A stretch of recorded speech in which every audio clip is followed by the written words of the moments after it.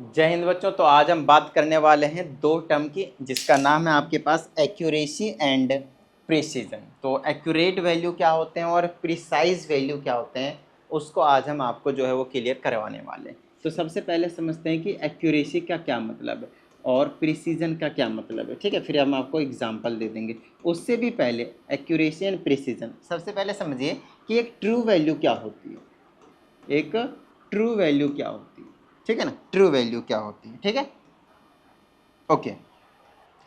सबसे पहले आपको एक चीज़ समझनी पड़ेगी कि ट्रू वैल्यू क्या होती है, और ट्रू वैल्यू हम आपको समझा देते हैं बड़े सिंपल तरीके से। आप इस पेन को देख सकते हैं। मान लेते हैं कि इस पेन की जो ट्रू वैल्यू है, जो एग्जैक्ट लेंथ है, वो आपके पास 15 सेंटीमीटर है, 15 सेंटीमीटर, ठीक है, 15।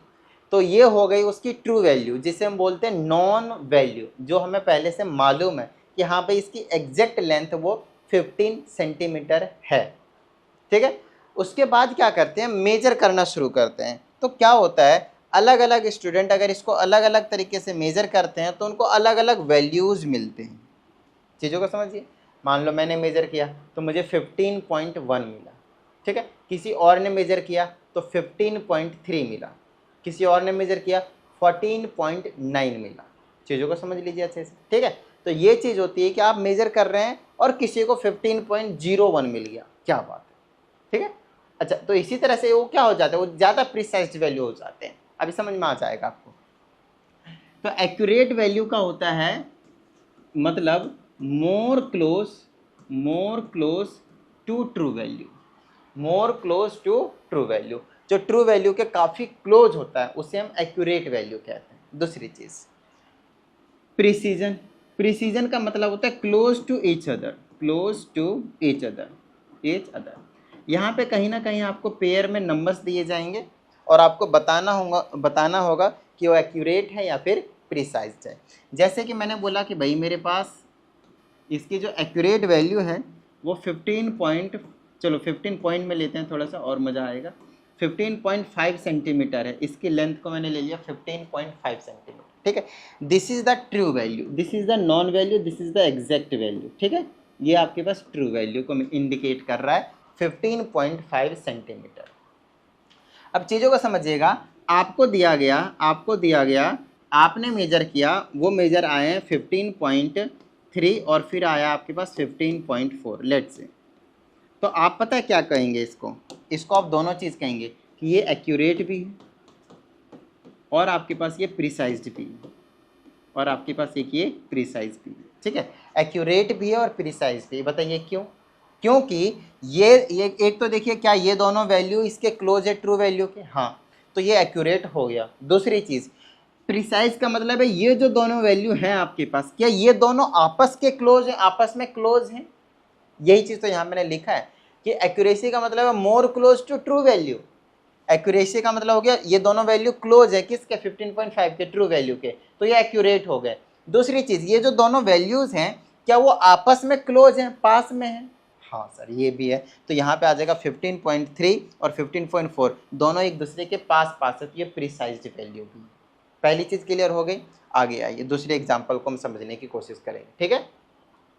हम दूसरे एग्जाम्पल को भी समझने की कोशिश करेंगे। अब नेक्स्ट एग्जाम्पल लेते हैं हम। यहाँ पे जो एग्जाम्पल ले रहे हैं वो है हमारे पास 15.3 और आपने ले लिया इसको लेट से 14.9। ये दो वैल्यू लिए आपने, देख लीजिए अच्छे से, ये दो वैल्यू लिए आपने, ठीक है। तो ये वाली जो वैल्यू है आप देख पा रहे होंगे कि ये जो चीज़ है वो इसके क्लोज है ना। ये वाली जो वैल्यू है इसके क्लोज में, 15.3 जो इसके क्या काफ़ी क्लोज में है, तो इसको आप एक्यूरेट वैल्यू इसके रिस्पेक्ट में कह सकते हैं, ठीक है। बट ये दोनों वैल्यू की जब आप बात करेंगे तो ये प्रिसाइज्ड नहीं होगा, ये प्रिसाइज वैल्यू नहीं होगा। बताइए क्यों? क्योंकि ये दोनों आपस में पास पास है ही नहीं। देख लीजिए ये कहाँ दूर दूर है, काफ़ी दूर दूर है ना। तो इसको मैं प्रिसाइज वैल्यू नहीं कह सकता। आ रही की बात समझ में? अकेला ये एक्यूरेट है और ये आपके पास प्रिसाइज वैल्यू नहीं। क्लियर होगी बात? डन है। तो यहाँ से आपको एक चीज़ का ध्यान रखना है, जो एक्यूरेट होते हैं, ध्यान से स्टेटमेंट लिख लीजिएगा, वो प्रिसाइज हो सकते हैं, और जो प्रिसाइज होते हैं वो ज़रूरी नहीं कि एक्यूरेट है, ज़रूरी नहीं है कि वो एक्यूरेट हो, ज़रूरी नहीं है। No need no need to be accurate. तो यहाँ पे स्टेटमेंट लिख लीजिएगा, accurate values can be precise but it is no necessary that precise value will be accurate. इस चीज़ का आपको थोड़ा सा ध्यान रखना है। इसको और थोड़ा सा अच्छे से समझ लेते हैं। यहाँ पे हम सर्कल बना लेते हैं, पहला हो गया, दूसरा हो गया, तीसरा हो गया। ये तो बड़ा गंदा सा सर्कल बन रहा है, इस सर्कल को हटा के हम दूसरा सर्कल ले आते हैं यहाँ से, ठीक है। तो ये हुआ मेरे पास पहला सर्कल, ये हुआ मेरे पास दूसरा सर्कल, ये हुआ मेरे पास तीसरा सर्कल। इस तरीके से मान लेते हैं।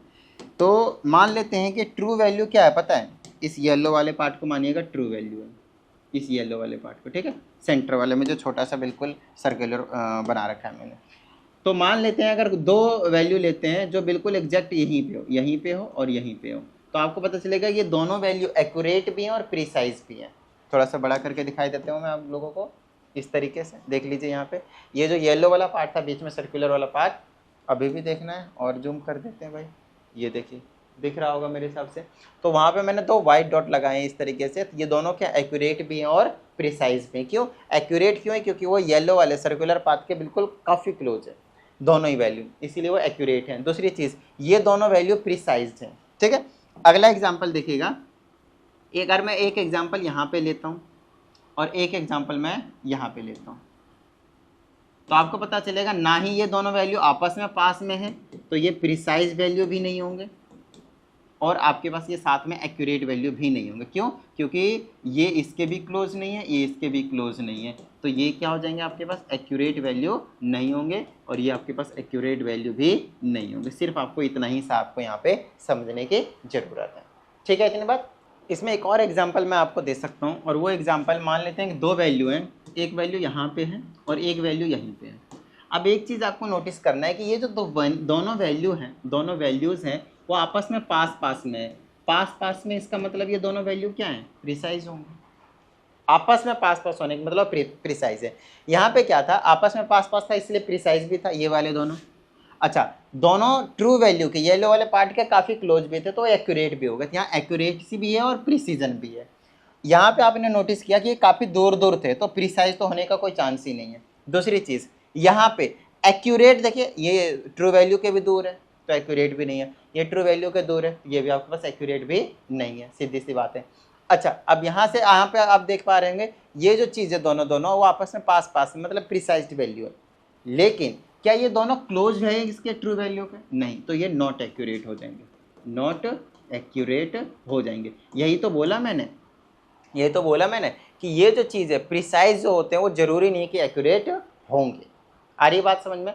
तो बस ये जो चीज़ें एक बार फिर से, अगर आपको समझ में नहीं आती, एक बार फिर से प्लीज़ देखिएगा वीडियो को, फिर आपको अच्छे से समझ में आ जाएगा, ठीक है।